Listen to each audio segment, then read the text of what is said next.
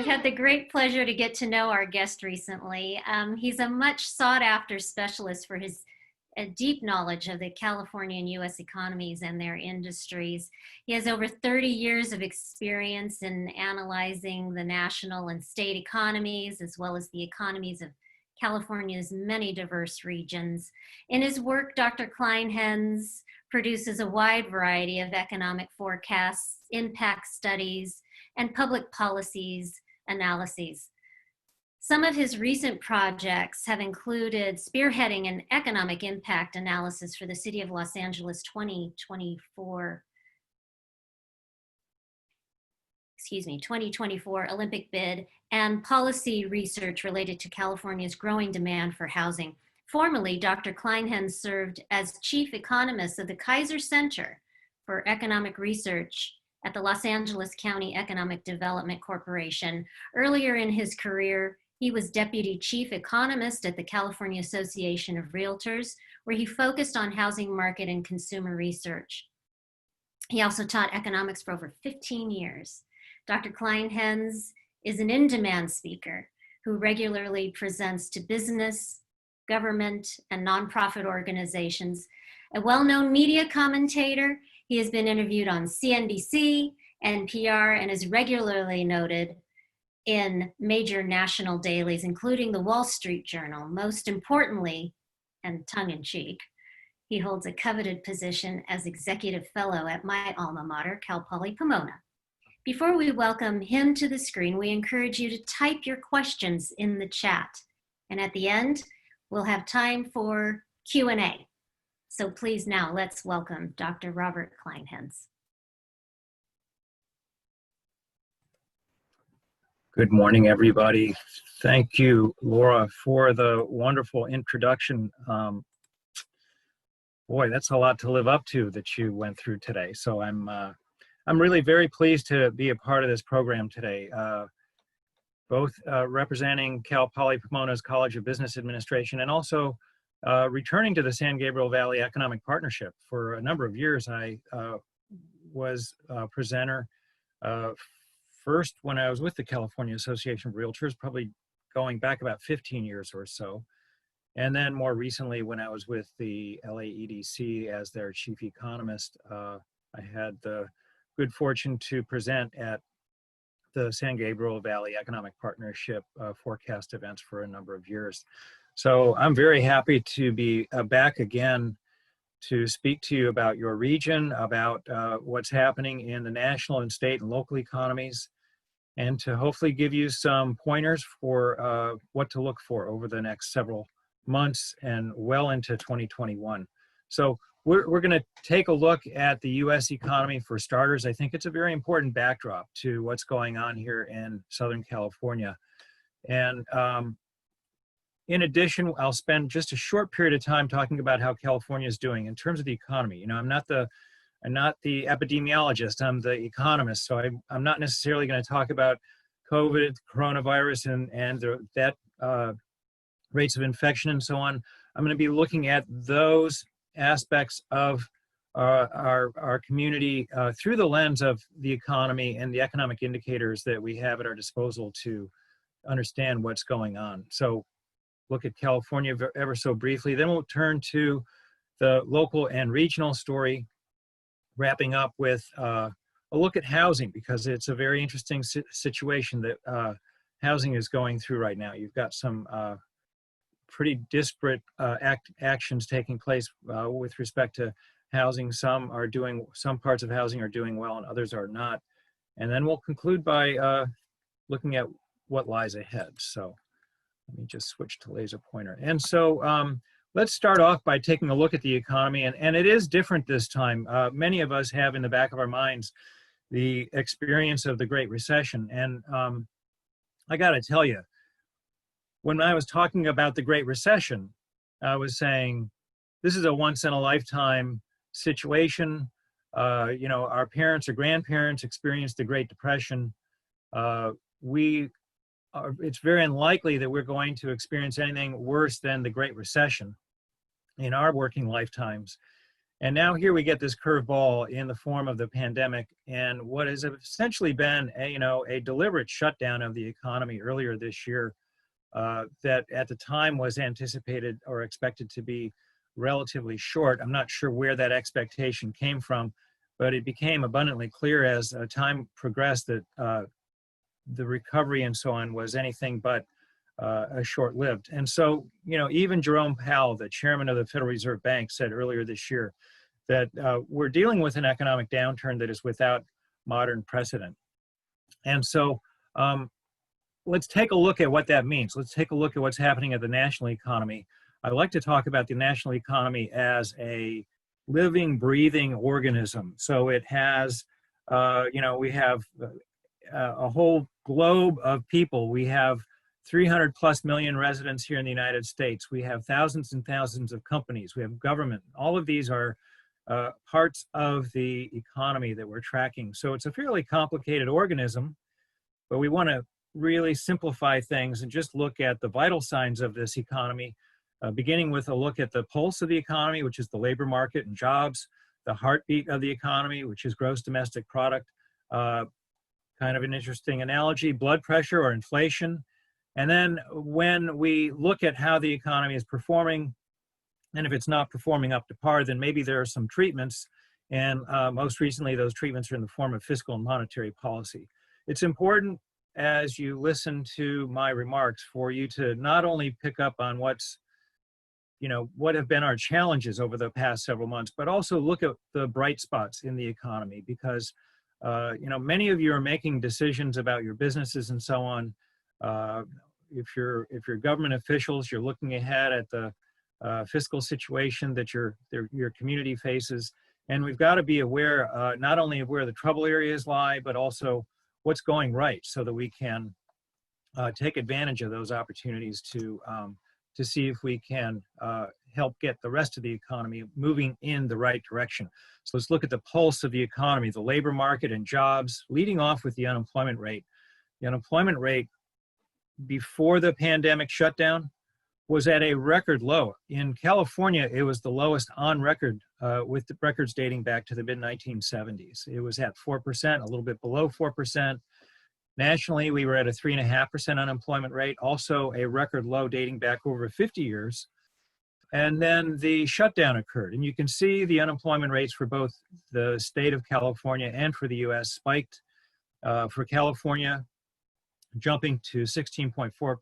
For the US, it's not shown here, but we got up to 14.7%, so just shy of 15% unemployment. And by comparison, for example, the US unemployment rate never surpassed 10% during the Great Recession. So this total about face that occurred in the economy, going from record lows to record high unemployment rate, was certainly unprecedented. And when you look behind the top line numbers, you discover certain industries were the hardest hit. Those appear on the right-hand side of your screen: leisure and hospitality, retail, healthcare and social assistance, and other services.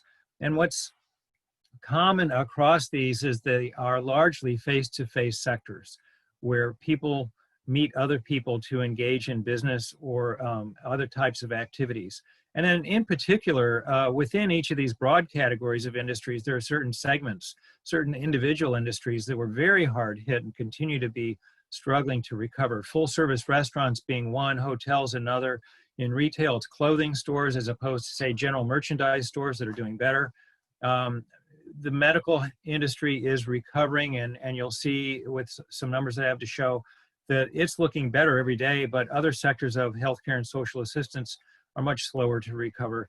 And then we all know here in California, personal services such as hair salons and nail salons have struggled to keep their doors open, or if they've had their doors open, they've had to work outside for these last few months. So these are the industries that are the hardest hit, although there have been spillover effects elsewhere. One of the things that's that you've probably heard a lot about is the attention that's been devoted to both workers and to small businesses. And many of these industries that I've just spoken of have a high concentration of small businesses.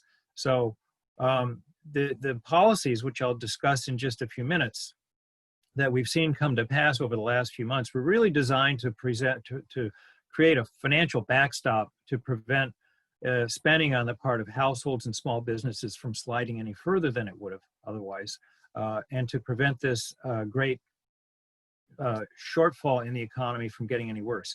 Now, initially, when we looked at unemployment rates and layoffs and so on, people were fairly optimistic about the likelihood that they would return to work. So most layoffs were considered to be temporary. But more recently, these last couple of months, we've heard that more and more firms are expecting more permanent layoffs, and the workers themselves are reporting as much. So, you know, this is a slide only an economist could appreciate and enjoy, but bear with me and come along with me on the ride, because there's so much you can learn about the national economy, and so much of it also applies to what we know is happening here in Los Angeles County in Southern California. So to lead off, back in February, the U.S. economy was at a peak in terms of employment at over 152 million wage and salary workers. During the shutdown, which ran from February through April, we lost 22 million workers, or 22 million positions more precisely, which was equivalent to 15%, a decline of 15%. Now, since then, so from April through August, these numbers for the US go through August, we've recovered about 11 million positions, a little bit less than 1/2 of the jobs that were lost during during the pandemic shutdown. And so presently, we're about 8% below the February job count of 152 plus million. So we're definitely making progress in an overall sense. You saw earlier, actually I skipped over a very important observation back here, that as of August, our unemployment rate in the US actually fell from being double digit to single digit. 8.4% was the most recent reading. And so we roughly have a correspondence between that unemployment rate and the fact that we're about 8% below our non-farm job count from back in February. The industries that are shaded in red are the industries that have been the hardest hit and the slowest to recover. It's a somewhat arbitrary cutoff point between those that are struggling and those that are sort of middling and those that have survived and thrived. But basically anything below 93%, I'm showing here, corresponds to industries that either had significant job losses, such as leisure and hospitality, or even if the job losses weren't terribly sharp, their recovery has taken some time. And so again, taking a look at that, a lot of face-to-face industries. I spoke of leisure and hospitality earlier. Information, this job cut really largely derives from the motion picture and sound recording industry, which is just about at half of its job capacity right now. And mining and logging, that decline really was a symptom of the plunge in energy prices that occurred earlier this year. So there are a number of things as well that we could talk about, but in the interest of time, let me just sort of walk down the rest of this figure and point out that thankfully, healthcare and social assistance, which was one of the biggest job losers during the pandemic shutdown, is actually at 94% of its pre-pandemic peak. So this is good news. This means that some industries that rely heavily on face-to-face interaction have been able to figure out a path forward and succeed. And we expect to see that improvement continue. Down here in the green zone, finance and insurance, when I talk about housing, you'll understand why finance and insurance is doing pretty well, not to mention the fact that the stock market has hit recent highs and of course hit a correction earlier this year. So finance and insurance has done well. It's fully recovered the jobs that it has lost.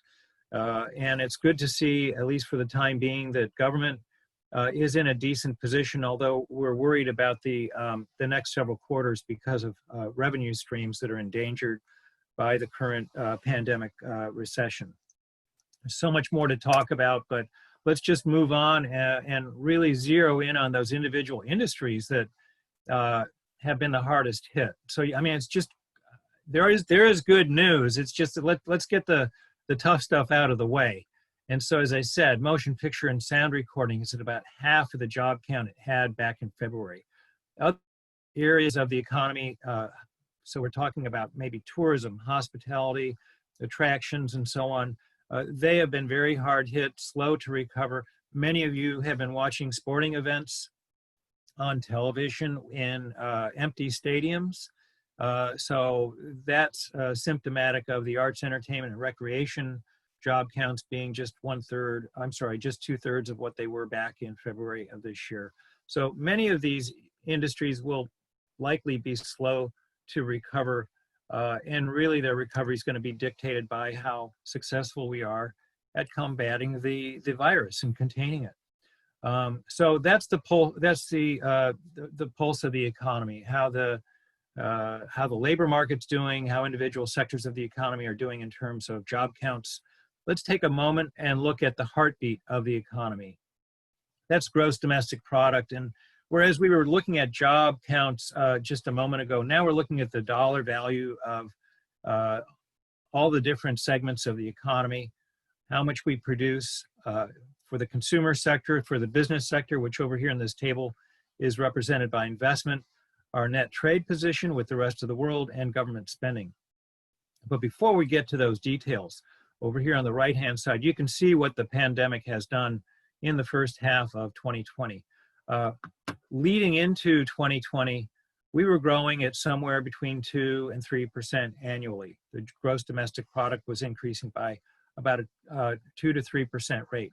In the first quarter alone, the seasonally adjusted and annualized decline in GDP was 5%. So most of that decline really occurred in the last 2 weeks of March. That gives you a sense of how hard we slammed on the brakes during that last part of March.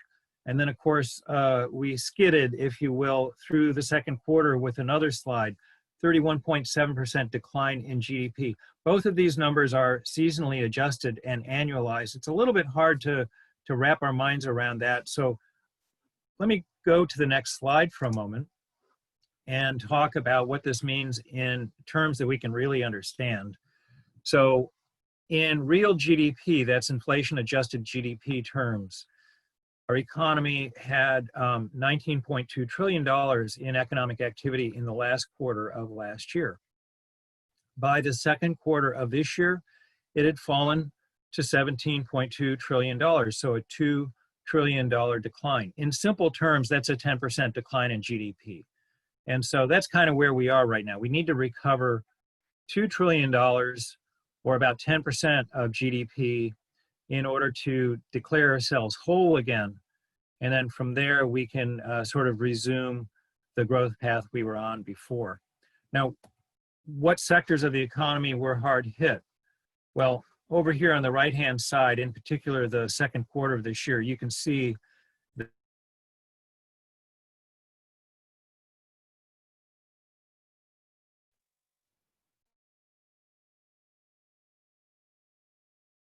that's for 2/3 to 70% of the economy. It's an important fact to keep in mind, because as long as the consumer continues to spend, our economy generally continues to grow. There's a lot of momentum built into the consumer sector of the economy. It's very hard to knock the consumer sector off of its growth path when it's on the growth path. But indeed, this is exactly what happened this time around. And so consumer spending pulled back by 24.8% in the second quarter of this year. And just take a look for a minute at what all that means. It meant that we lost $240 billion in the first quarter, that we lost $1.7 trillion in the second quarter. Most of that decline may be attributed to what was happening in the consumer sector of the economy. Now, good news. We really turned the corner in the third quarter, or even partway through the second quarter of this year, such that we now estimate that GDP is probably going to be increasing substantially in the third quarter, which includes this month, the month of September. It's going to end September 30th. So the current estimate is that the third quarter GDP is going to grow by an unprecedented 26%. That's annualized and seasonally adjusted, but that's equivalent to about a $1.3 trillion gain, which certainly closes the gap or fills the very deep hole, by and large, that we found ourselves in at the end of the second quarter. Now, going beyond that, from the third quarter of this year to the fourth quarter, I think we're expecting a more steady progression. I doubt that we're going to recover fully by the end of this year. I'll explain more fully in a minute. The consumer sector, as I said, was so important to the economy through thick and thin. And this just shows what has happened over the last couple of quarters. Consumer spending generally holds very steady and did so over the last several quarters. And then in the second quarter of this year, it plunged, even as real disposable income was on the rise. This increase in real disposable income had to do with the payments from the federal government to support both households and small businesses, as well as corporations during that second quarter. So we see this disconnect, a temporary disconnect between what's happening with real personal disposable income and consumption.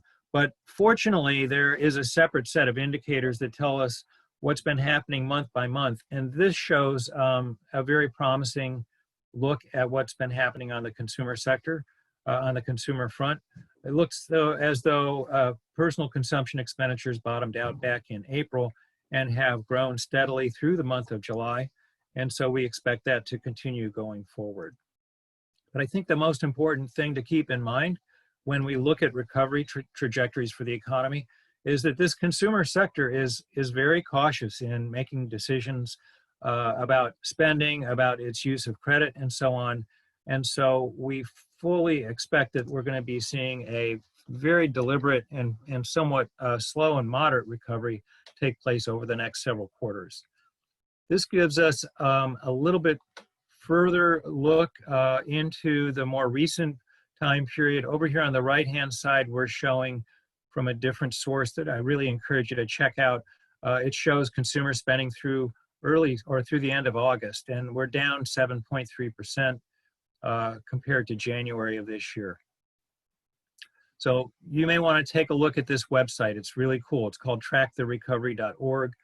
A couple of economists at Harvard have worked out arrangements with a number of both public and private data suppliers to make available a very rich array of indicators at the national, state, and even as low as the zip code level. So if you're wondering what's happening in your community, I encourage you to take a look at that. I'd also point out that consumers are clearly being cautious going forward. Their reliance on consumer credit declined substantially in these last couple of months. This comes from the Federal Reserve Bank. So, you know, consumers are very important to tracking the recovery. And here's what we have going for us at this time. Jobs are on the rise.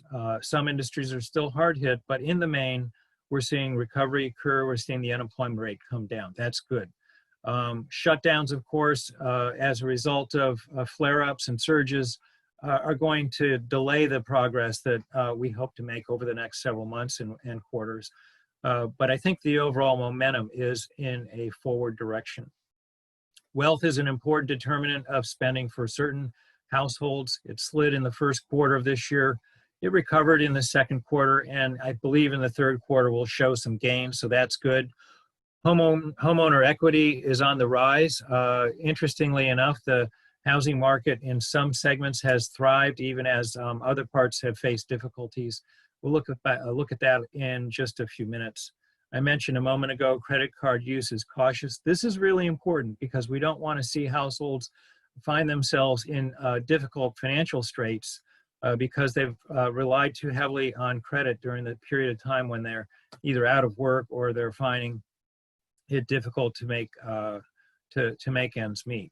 Now, of course, the big thing were these federal backstops: unemployment insurance, pandemic payments, PPPs, the Payment Protection Program that many of you are aware of. All of these have served to provide a backstop, as I said earlier, to the slide in spending that otherwise would have occurred. Just taking a quick look at some of the other segments of the economy.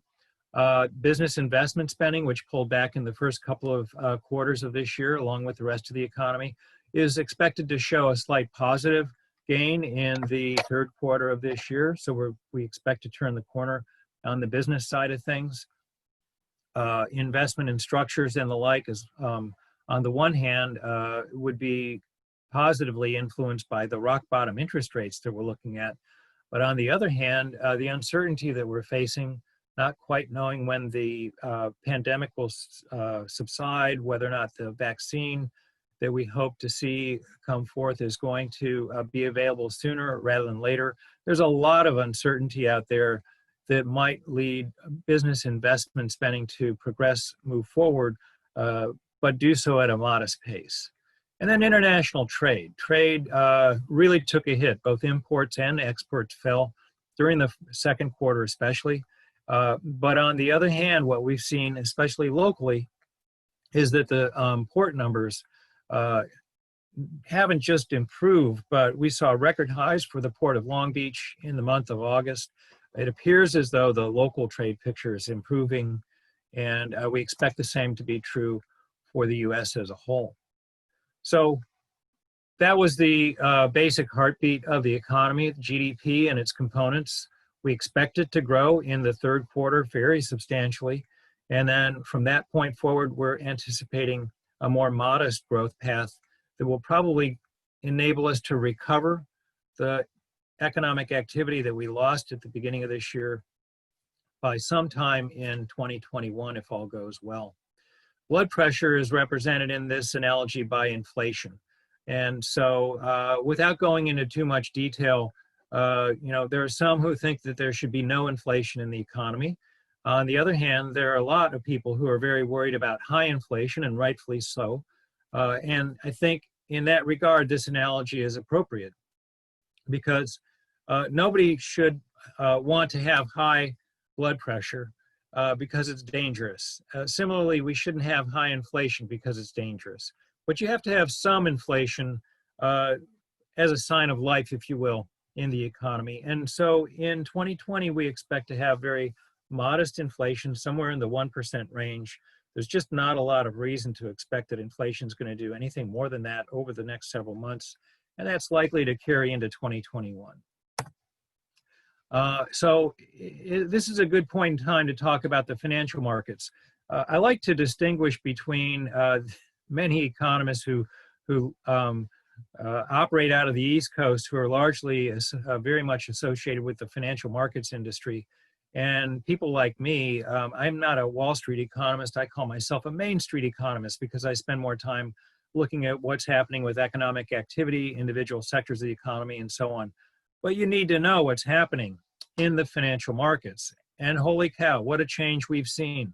Record lows for mortgage rates, the 10-year yield, which a few years ago I would have said normal is 5%. And then a few years ago, I would have said normal is 2 to 3%. And here, the 10-year yield, which is represented by the red line, is down under 1%. And the Fed's key policy rate is back at 0, which is where it was as it was trying to fight the Great Recession back here in the far left-hand side of the screen.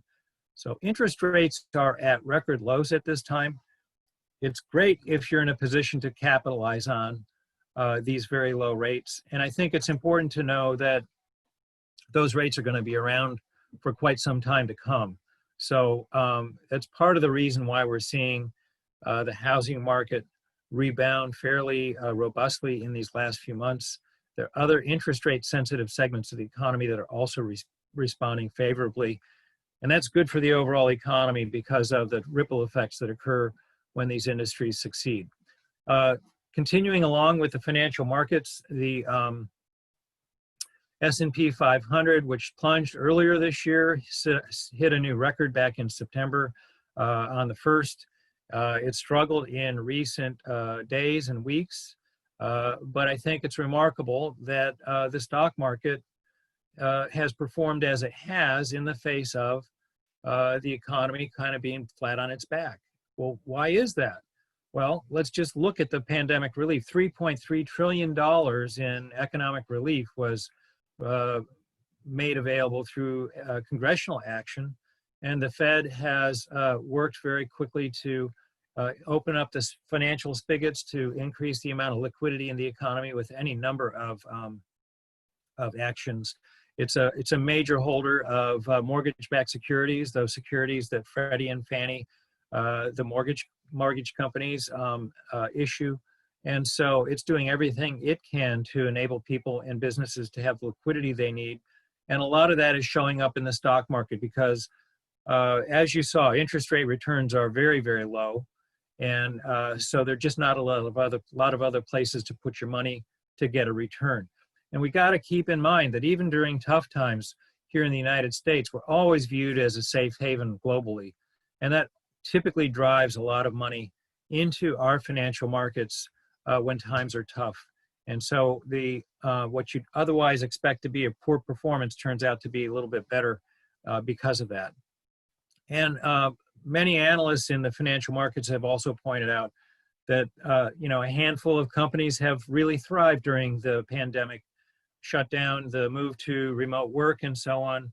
And they, of course, include Google and Amazon, Facebook, Apple, and so on. Zoom is certainly one company that's done very well also. And each of these companies and their success is showing up in the stock market performance. But it's important to keep in mind that the stock market is not the economy. It gets pulled in any number of different directions depending on what's happening that particular day or that particular week with respect to individual industries, what's happening on the political front, what's happening globally, and so on. So I spoke a little bit about the spending plan that Congress approved earlier this year. It totaled $3.3 trillion through mid-May. And you can see that an array of different recipients was able to take advantage of these funds. And in particular, over here on the right-hand side, the idea was to enable households and small businesses to continue their spending, to be able to handle their housing costs in particular. And that's one of the reasons we've seen a national mortgage forbearance program. We've seen moratoria on evictions in many communities and then statewide. All of this is intended to help households make their way through these very difficult months. And we're facing at least another few months like this. The reason that these households needed assistance should not have been a surprise to anybody. There's a lot of evidence that shows that many households live paycheck to paycheck. There was a survey that was done back in 2018 by the New York Fed, a survey of households that showed that 40% of households are not in a position financially to handle a $400 emergency expense.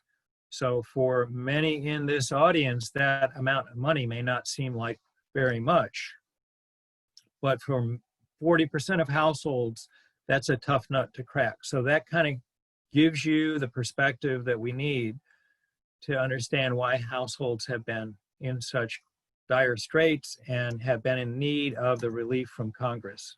I mentioned earlier that the Fed has also opened up the spigots. The big picture is that all of this support that we've seen during the pandemic really makes the $800 billion Great Recession response look like chump change. Do we need another pandemic relief or stimulus bill? Depending on how long we go over these next several months, if a vaccine becomes available in the next couple of months and then is widely disseminated, maybe by the end of the year, maybe there's some hope that other segments of the economy, especially those that are hard hit, will get back on track. But I mean, I think that's a very dicey proposition. So it's possible that we could use a second stimulus. The fact of the matter is that we've got some significant segments of the economy that just are not recovering as quickly as others. Now, all that spending has resulted in in more than a $3 trillion deficit in 2020. And we expect to see trillion-dollar deficits really over the next decade based on the most recent estimates from the Congressional Budget Office.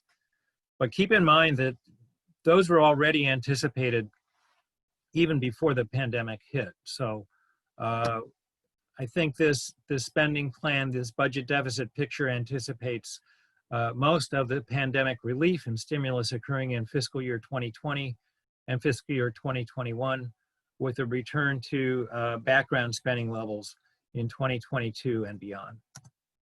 So you've probably heard in the news many people talking about different letters to characterize the recovery. Early on, many people thought that a V-shaped recovery was in the cards, but I think as the weeks passed, it became evident that our recovery was not going to be as fast as the decline that occurred earlier this year. A W has been mentioned, the idea being that if flare-ups occur, we could be recovering and then have a setback that causes a double dip recession. My thinking about that is that it's unlikely because there are many segments of the economy that are already nearly recovered and can move forward with or without the shutdowns that are specific to certain industries such as restaurants and personal care services and the like. So I think more likely is the Nike swoosh, a gradual recovery. We've already hit bottom. GDP is likely to recover sometime late in 2021 if all goes well, maybe into 2022, with recovery in the labor market probably likely in 2022 to 2023. We are talking about years to get the labor market back to a normal situation. Now, others are using the letter K to characterize the recovery, the idea being that some people are doing fine and others are not. The fact is, every economic downturn includes some people who are harder hit than others, and at least a few segments of our economy weather the downturns better than others. So a K could probably be applied to just about every economic recovery that we've gone through.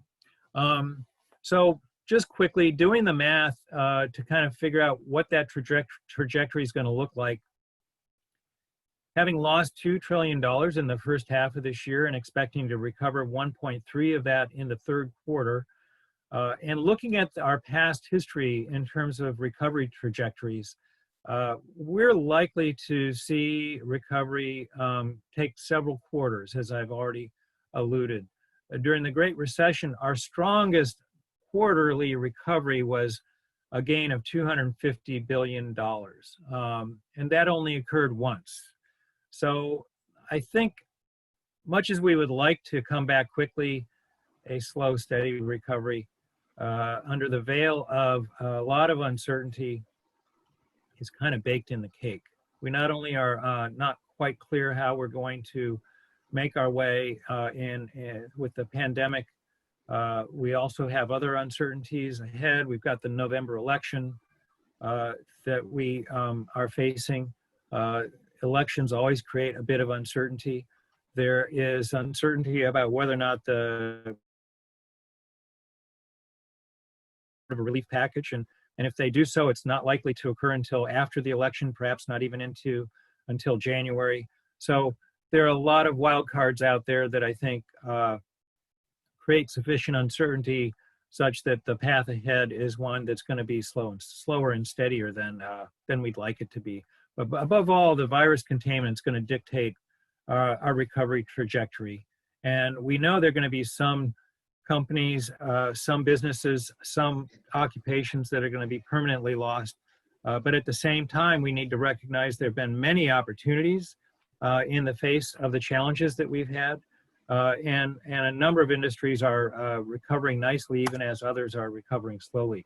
There's good news. I mean, the unemployment claims have fallen, and the number of job openings that was just released has been increasing steadily over the last few months. So firms are figuring out a way to move forward, even under present circumstances, which of course we should not be surprised about, because that's really what enables companies to move forward under good times as well as bad times. Their inventiveness, their innovativeness, and like never before, we're really counting on firms to figure out a path forward, not just for their own well-being and survival, but also for our entire economy's well-being.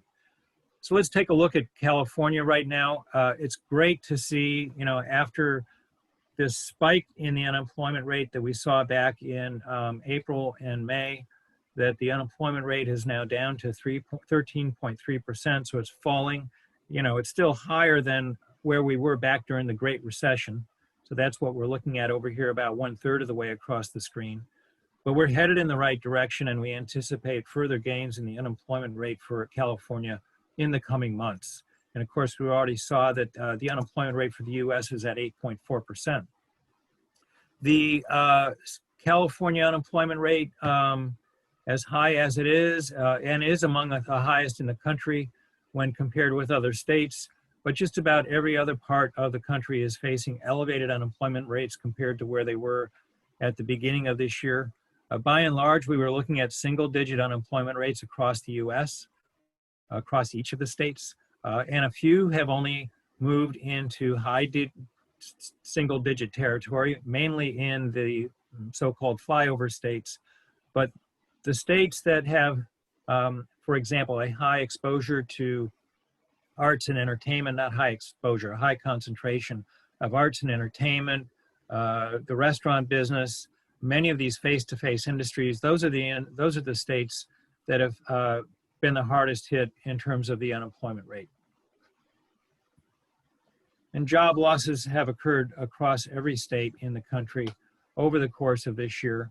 We're just looking here at a July to July comparison with the rates of change shown by the legend down here. So California has more than 9% decline in its job counts compared to July of 2019. So it's among the hardest hit states, but again, we have a high concentration of hospitality and tourism, relatively higher concentration of health and social assistance firms in our economic composition. And of course, we have somewhere in the neighborhood of 40% or so of the jobs in the motion picture and sound recording industry that are also down substantially compared to where they were a year ago. You really need to look at the individual metro areas in order to get a sense of where things are at their worst. I don't think there are any surprises for those of us on this call. The darkest circles correspond to the hardest hit areas where the unemployment rates are the highest. So the Northeast portion of the United States, New York in particular, the West Coast and Florida, these are all areas that have been the hardest hit of all the states across the country. When we look at the recovery trajectory, it's not sufficient to look at the US macro level. We've definitely got to be looking at the story at the metro level to be able to really understand what's happening going forward. Just doing a quick time check here. And so let me turn to the local economy for just a minute before we wrap up. So the unemployment rate in LA County was over 20% earlier this year. It has a somewhat higher concentration of full service restaurants, arts and entertainment venues, retail establishments. So the spike should be no surprise, but it's been a very difficult 2020 for the residents of LA County. Many of the same industries that were hard hit nationally and statewide also appear in the red zone here for the County of Los Angeles. Leisure and hospitality is just at 71% of its February job share. Information, which includes motion picture and sound recording, is at 75%. So these industries have a longer path to recovery, even as some of the industries down here at the bottom have already recovered and then some. And LA County is like some of the other coastal counties in that its recovery is subdued in part because of that heavy presence of hospitality, tourism, and similar kinds of industries. So LA County, based on this figure, is just at about 90% of its job count compared to February of 2020. We expect to see improvement in the coming months. The unemployment rate's coming down ever so slowly. Local industries are recovering, but the pace really varies. And the local port picture is improving month by month. That's a welcome sign for all of Southern California and for the US. So a bit of a zoom through the local economic picture so that we can talk a little bit about housing. Housing really took it on the chin in the first part of this year with the pandemic shutdown. This shows the slide in sales with these blue lines. Since then, we've come back. We've actually sort of above normal in terms of sales for the state. And up here, you see that the median price actually is setting new records with each passing month. And that's true in many parts of Southern California as well. We aren't going to recover the level of sales compared to last year because we had such a drought during those months of the pandemic shutdown, but we anticipate closing out the year 2020 on a very solid note, with home prices improving and with sales on the rise, mainly driven by low mortgage rates that are at record lows, below 30%, below 3% for the 30-year, and a very lean inventory. 3 months, no more than 4 months, except for in Ventura County, and that's pretty much been the picture. So you've got very lean supply coupled with very low mortgage rates that are driving the for sale market to new record high prices. And at the same time, we've got renters who are having a difficult time making rent payments. And so as a result, we've seen rents falter in more recent months here in Los Angeles and Orange County. We've had mixed signals in terms of delinquency rates, approximately 16% delinquency rate for FHA mortgages nationally, based on some July numbers. The number of households, or the percentage of households making payments, has faltered a bit. So you can see why people are talking about this recovery being a K-shaped recovery. Some segments are doing well and others are really struggling. But it's a great opportunity for people who are well positioned with financial resources to either become first-time buyers or to become trade-up buyers in the present circumstances, because these low mortgage rates aren't going to go away anytime soon. And so in wrapping up, I just want to reiterate that some segments of the economy will struggle and be slower to recovery, and we won't see full recovery in the economy until they fully get back on their feet. But it's really encouraging to see that many other segments of the economy have already recovered, or in the case of retail and healthcare, two of the hardest hit industries, they're clearly on the path to recovery at this time. We're concerned about the possibility of a second wave of the virus during this latter part of this year and the kind of setback that that can bring. And we're hopeful that we can get a vaccine developed, approved, and out sooner rather than later. The longer the delay in containing the virus, the more frequent these setbacks are in the form of shutdowns and second waves, the more long-term damage we expect to see in both the local and the national economy. So in closing, I mean, I think it's important for us to know that so much of what's important to know is what's happening in your local area, in LA County, what's happening with the industries that you work with, how are they adjusting to the current circumstances.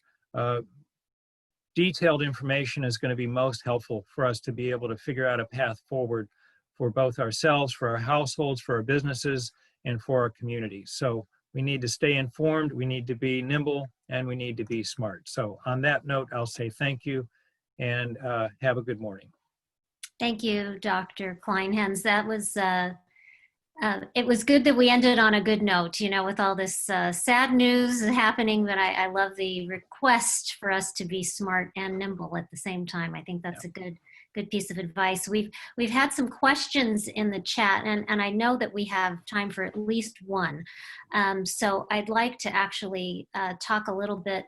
Tom Selinsky had expectations about layoffs and accelerating those layoffs with increased business failures, not-for-profit reserves dwindling, rent delinquencies, leading to landlord distress, et cetera. What can you say about those? Excuse me. With respect to businesses, so we know that among small businesses, there is a substantial rate of business failure all the time. And one question I've asked myself and have not yet had the opportunity to address is, okay, the business failures the rate of failure that we're looking at right now, how does that compare with the background rate that we normally see through thick and thin? So I know we're looking at elevated rates of business failure. Much of that, I think, is going to be concentrated in a handful of those industries that have been the hardest hit. And the hope is that relief packages such as those that passed earlier this year will cushion the blow, and hopefully if another one comes forth, it will do the same, and essentially try to keep these businesses afloat a little bit longer so that they can survive and eventually thrive. But it's a very difficult time. The numbers are very hard to find to figure out in real time what's happening with business failures. But if you go to that website, tracktherecovery.org, you're going to see for your zip code, for example, how small business revenue has fared. And I think that's an indirect indicator of what's happening with them. And the layoffs.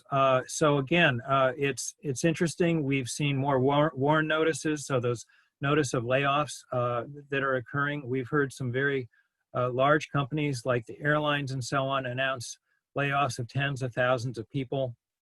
But at the same time, we're also seeing in some of the reported numbers that job openings are finally on the rise.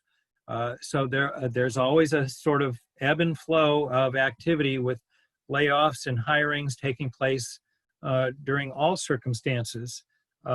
Prior to the recession, prior to the shutdown, the number of job openings far exceeded the number of people who are unemployed. Now, those numbers are flipped right now, so the number of unemployed is quite a bit higher than the number of job openings. But it's encouraging to see that we're gaining ground on that front. We need to acknowledge every economic downturn involves disruption, and at least some segments of the economy are hard hit, some harder than others. And it's, one hopes that, measures that are taken locally, statewide, and nationally can help to cushion the blow. Nonprofits, same thing. I mean, the idea that they're already living or operating on shoestring budgets and then have to stretch those budgets out. This is where being nimble and being smart, I think, is so important, because a lot of people realize that maybe you can, cut a little bit here, cut a little bit there, watch your expenses a little bit more carefully, and all of a sudden you've managed your way through another month. It's not great, but it's better than the alternative. Yeah, indeed, and we're all planning our victory gardens as well. So there you go. That's also a good thing. So we are at time. However, we are doing a chat after the forum, yes, for about a half an hour, kind of quick fire questions back and forth. So if you all in the audience can stay after, from about 11 to 11:30, we're going to have just like a little fireside chat with Dr. Kleinhenz. But right now, what we need to do is take a little break. Yeah, we'll come back at 10:10, 10 after the hour. And I still encourage you to utilize the chat, put your information in there in 10 words or less, and allow our audience to mix and mingle with you virtually. So thank you. We'll be back at 10:10.